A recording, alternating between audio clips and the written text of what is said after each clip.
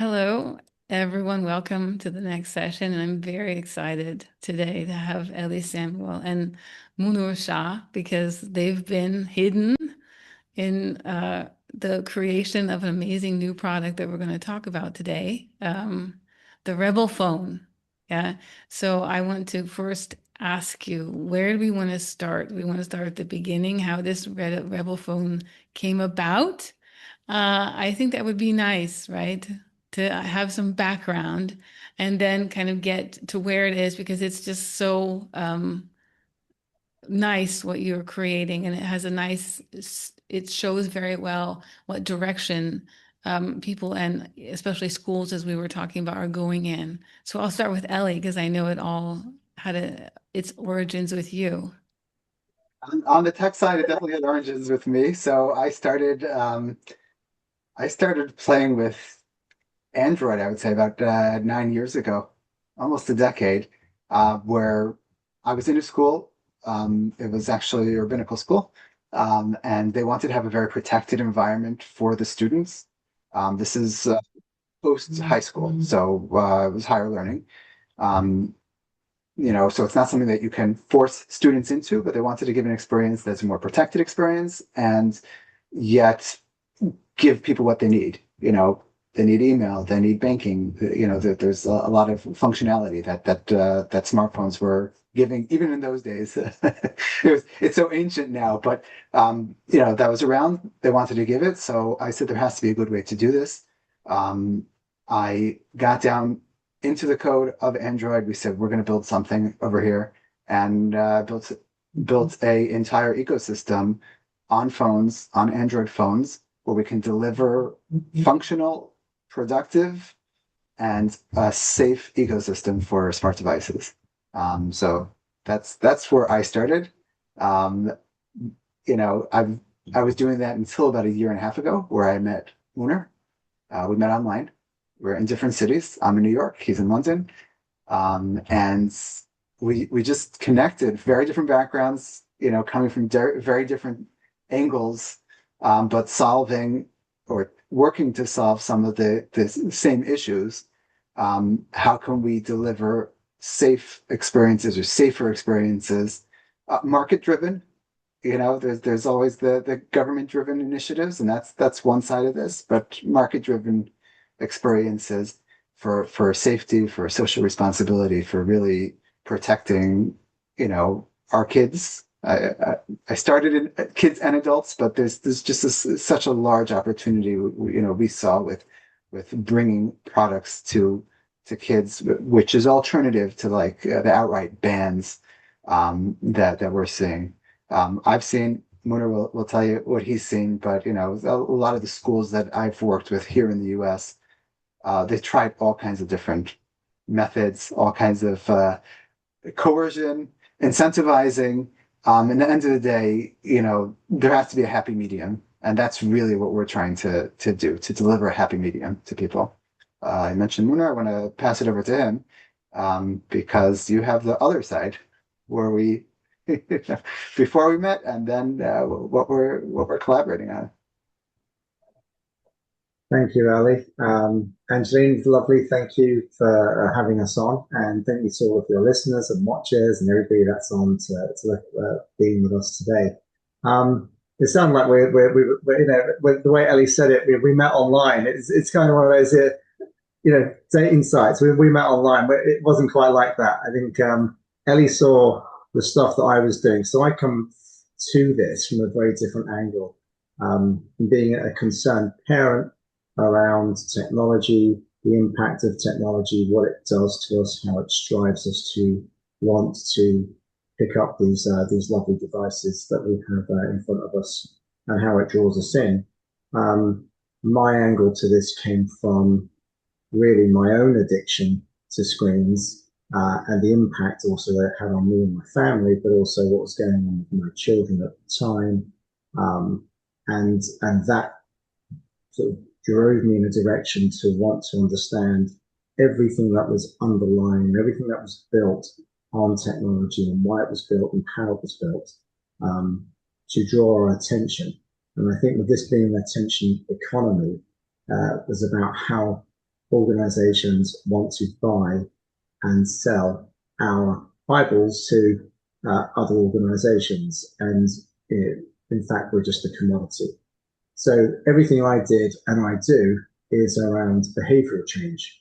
So working in schools with parents, with families, with children, in what this looks like and how we can make deep change from their beliefs and behavior around tech and what that looks like, but more so around what they do on a day to day and how we can help parents be in a better position regarding technology and what that would look like. So I did that from a behavioral standpoint. I do workshops.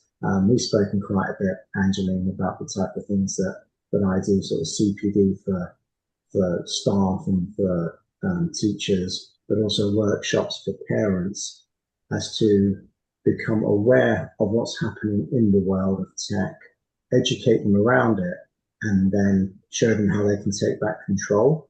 And that was really important for me to be able to start running that for parents, because like me, I wanted to know more about how I could protect my children in such a really difficult age, and with technology, constantly growing and getting faster and moving and changing direction constantly, and with AI coming on board, it's how do we protect our children from the harms? How do we safeguard them? I think safeguarding is the number one term that comes up whenever I go into schools and when I speak to parents. Is how do you safeguard our children?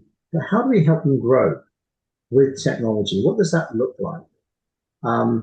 And that's where Ellie reached out to me. I think it was probably nearly 2 years ago now. It was in the summer 2024.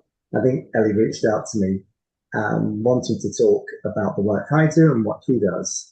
And quite quickly, we realized that our missions and our values were exactly the same. And we were just coming at this from very different angles, but they met completely in the synergies between what we were thinking. That I think were wonderful. So that's where, with what Ellie's doing and has been doing in the US, I thought, well, there's a space in the UK whereby we need to really wrap our arms around our children and show them that connection, consideration, kindness, empathy, and how they can grow with tech responsibly. And that was the underlying part of this, is how do we get them to grow with tech responsibly? So I'll let you, I mean, that's kind of, overall, we looked at that and thought, we've got to be able to do something that isn't about banning, isn't about making something a substance, one of those substances that you want to go to because it's a banned substance. So let's get our hands on it however we can. It's about what could we introduce to young people and what kind of technology can we create that grows with our kids. And I think that was the most important, is how does this grow?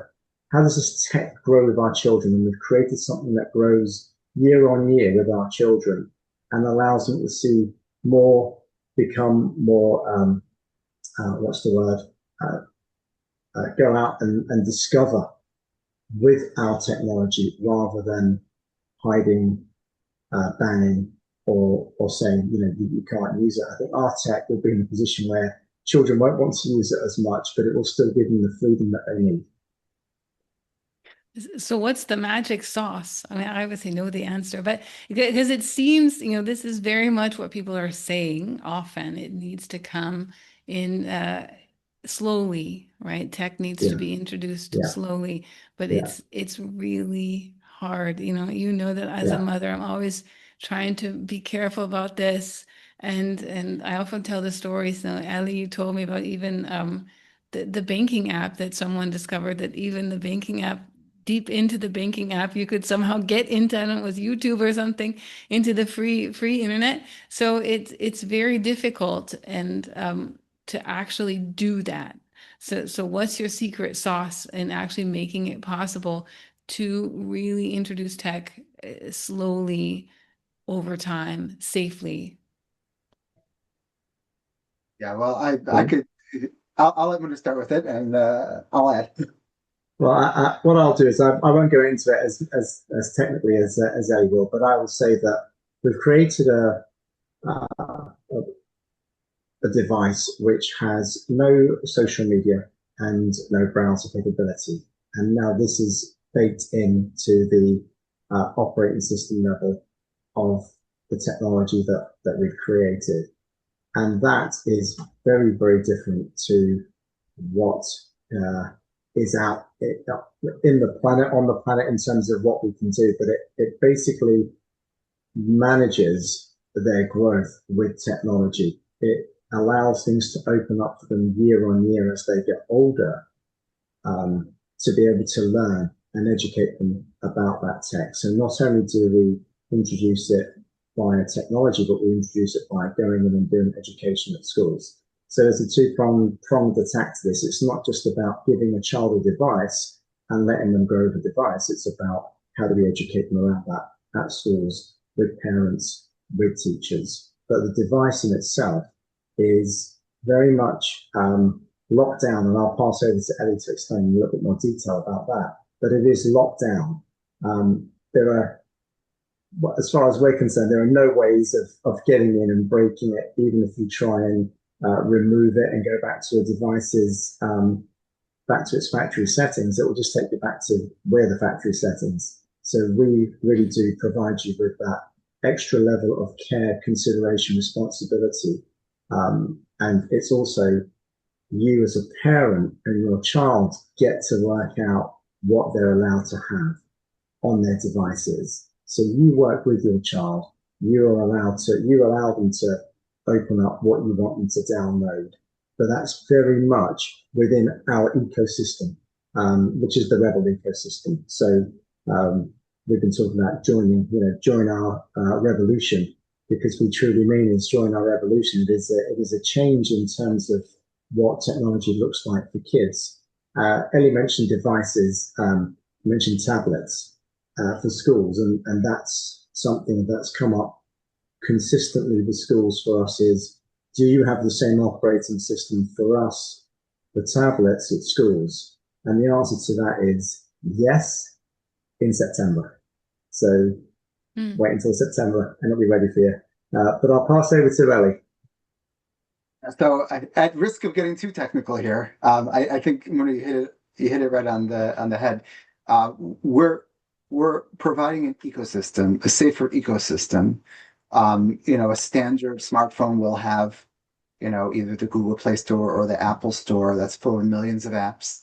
There are systems that control it, parental controls, or even a little stronger than that. And we all know, I'm sure, if most people on this conference, I would imagine, would know that putting on standard parental controls from the manufacturer is not going to cut it. But even when you go a little deeper, you're still kind of fighting the ecosystem that exists on the phone. You're fighting the operating system. It's a layer of protection on top of the existing system.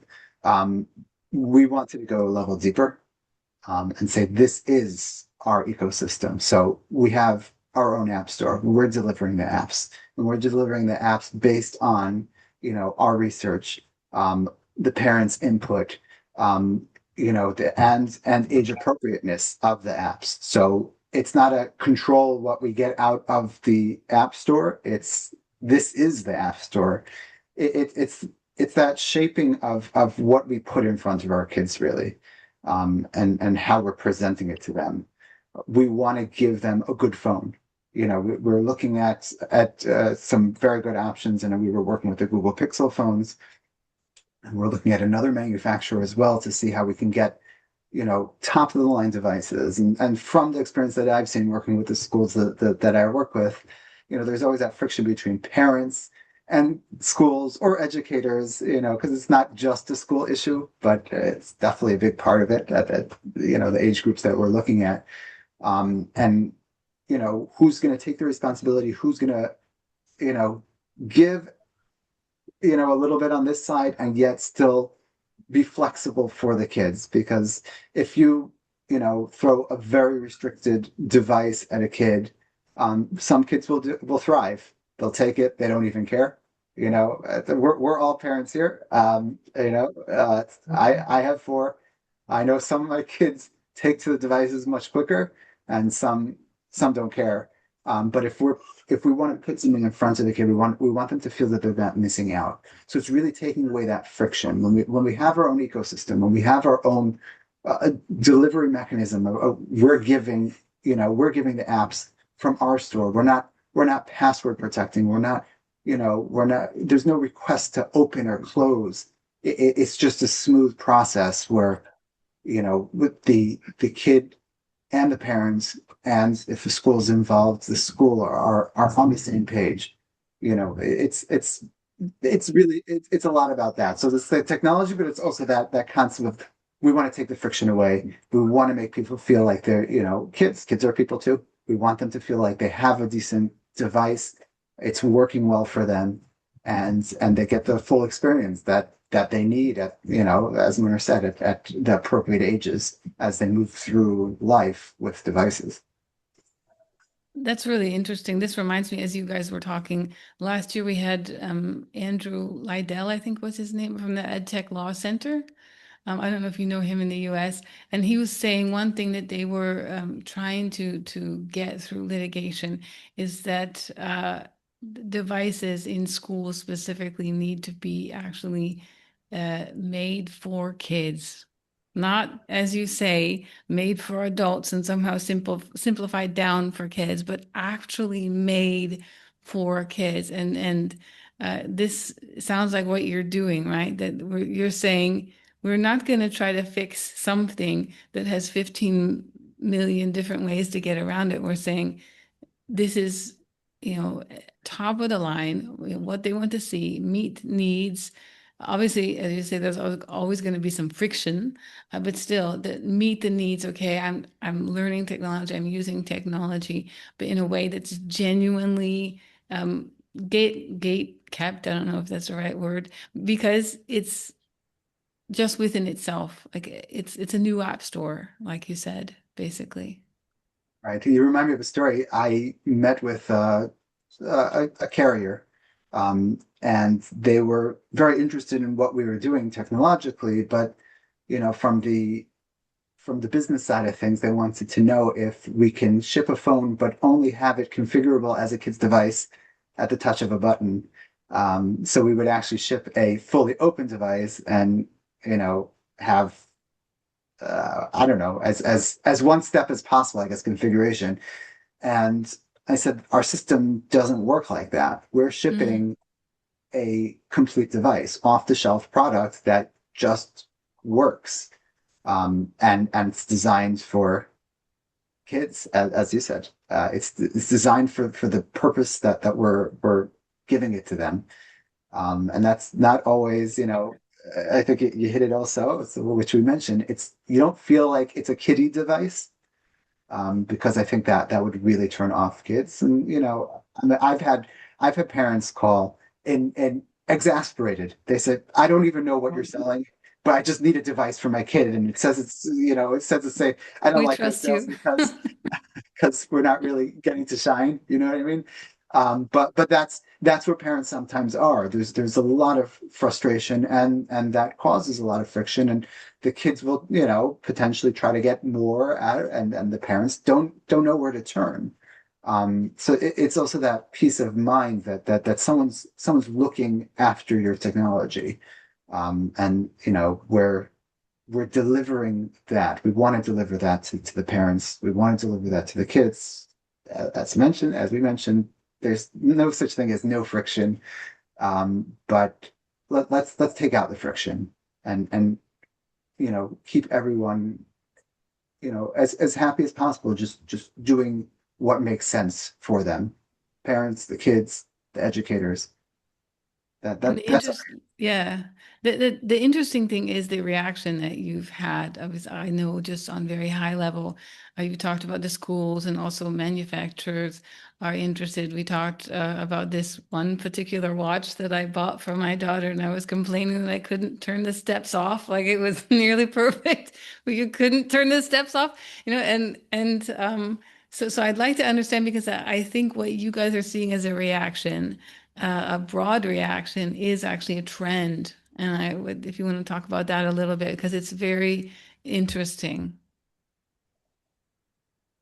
Yeah, I mean, I think that the trend from what we see now is parents are there's a movement, right? There's a movement worldwide about what's good for our kids, and there's this whole talk about we can go back to the when we were young, when we were kids, what did that look like? I'm going back to the 70s. Ellie goes back to the 80s. What did it look like when we were kids? We used to play out in the streets and do stuff and not worry about it. But I think now that there is a real trend for parents to say, and I'm seeing this in every school I go to nearly most of the heads, which is really quite interesting when it's not reported like this in the news, but I'm seeing this at the schools where I've got teachers, I've got sort of senior leadership teams at schools saying, we don't want to ban technology, but we want something in place that's going to help our kids grow better with technology. What does that look like? And they kind of know what it looks like from talking to us and getting an understanding of what it is. But they really want to be able to give something to their kids to say, hey, this is a responsible way of growing. But that movement is out there, and it is about what's the responsible way of growing with tech? What do the big tech companies need to do to allow our children to grow responsibly? And the parents are making a decision and are choosing either not to give tech to their kids or holding off for as long as they possibly can. But then you have the whole, the sibling creep stuff that happens where you've got one sibling's got a phone and the other hasn't, so they want a phone. What does it look like? So younger and younger children are getting devices, but and that is where the pushback is. So when we go into schools and we speak to teachers or we speak to parents, it is we need something that we can blame you rather than blaming us. We don't want our children to turn around to us and saying, we're the problem. We want to say, well, actually, blame Ellie. Ellie Samuel and that Munur Shah, they're the ones that have created these things to make sure you can't get to TikTok and Instagram and all the other wonderful things. Blame them. And that's fine. You can blame us. No problem. We'll be happy to take your blame. But it is that they want to be able to do something, because one thing that came up, and it was interesting, 2 weeks ago, I was at a school where the head teacher said, well, 90% of the problems that we have at school with children, between the children, comes from the night before, comes from what they do when they go home and they get on their devices. It's the bullying online, it's the shame, it's the hatred, it's the divisiveness, it's the it's pushing people against each other, and sending things out, messaging, all those things, and the bullying that happens online is so rife that they deal with 90% of the problems they have at school are because of what happens the night before. And that's insane, right? It's insane for any school. And they said anything that could help us change that would be a blessing. Anything. And they realized that what we're trying to do is take that pressure away from them as a school, to give our children the ability to learn, to focus, to be more engaged, to have more attention, better attention, not more attention, better attention when they're at school. All those things the schools will benefit from, the children will benefit from, the parents will benefit from. And I think that's the most important part, is it comes back to the parents, where they don't have to bang their heads against a brick wall because their kid is going off on them taking their phone away or their devices away from them. So we want to be able to help parents be more mindful in what they can do, be in a better position, looking after their children, safeguarding them, giving them something with empathy, helping them grow with empathy, with kindness, consideration, compassion. All of that is what we've built Rebel on. And that's what we keep saying about, join our revolution, because that's what it is. It's all about those that softer side. It's all about the interconnection between people. And devices are just a byproduct. They're on the side. There's something that we can choose to want to pick up rather than be taught we have to pick it up. Yeah. Right? Be forced, That's kind of yeah. where we want to get to. We don't want to have to want to pick it up. Right? It's only if we feel like we want to do it, we can. Yeah, What I that's love really about interesting. Yeah. I think that's what I love about what we're doing here, because we're not just trying to, come up with a technological solution to this, which is important, but you can throw anything at the open market, and it's really the parents and the educators that have to be aware of what the challenges are, and Mona and I see this all the time. There's still so much education to be done. That's why conferences like these are so important, and it keeps us talking about it, because for all the parents that know about the problems and potential solutions, there's so many more parents that still don't know, or they don't understand, or they don't realize. And having these discussions, or having it as part of even what we're doing at Rebel is so important, um, because if not, we're not really solving the problem. You know, product is is very important to what we're doing here, because we're actually offering a solution. But we need to bring that awareness. I know we've spoken about this, Angeline, before as well. The awareness, the what is going on in the world, and we've seen all kinds of we've all seen the news articles, and parents are caught off guard, and they don't even know what's going on in the bedroom next door with their child. Um, that's that so there's the issue, there's educating about the issue, and then there's also bringing the solutions. And again, that's what I love about what we're doing here. It's just it's a comprehensive package of, there's a problem, we're aware of it, we want you to be aware of it, and we also have solutions that we're trying to bring to you, to help you, I think, to help parents parent in 2026 and beyond. Exactly. I feel like I could talk to you two forever, but we're unfortunately out of time. But Sure. I can't wait for this to come to Italy, or if I can get a phone in the UK and bring it to Italy, because it's just what's needed, as you say. The awareness is nice, but if you don't have a solution, then it becomes often a shame, right? And I love that you actually like have this solution. And there's so far that it can go, and I'm sure it will with you too. I just can't wait until it comes out. I'll be in the UK at the end of April, so I'll have to check it out Yeah, directly. absolutely. Yeah, so Absolutely. yeah, thank you so much for your work, and I genuinely can't wait for the next steps of it. Yeah, we're like you said, we're digging in over here. Yeah, I We're appreciate deep. that you've given me half hour of your time. I really can appreciate how valuable that is right now in the final stages of coming out with the Rebel phone. Right, Thank you, right. Angeline. Thank you, Angeline. And hopefully we'll be in Italy before too long. By the end of the year, we'll hopefully be in Italy as well. So Okay, yeah, wonderful. yeah, They yeah. will be in We're pushing time. hard. We will be on in time. Yeah, Anything I can do to help you, I'm there. Yeah.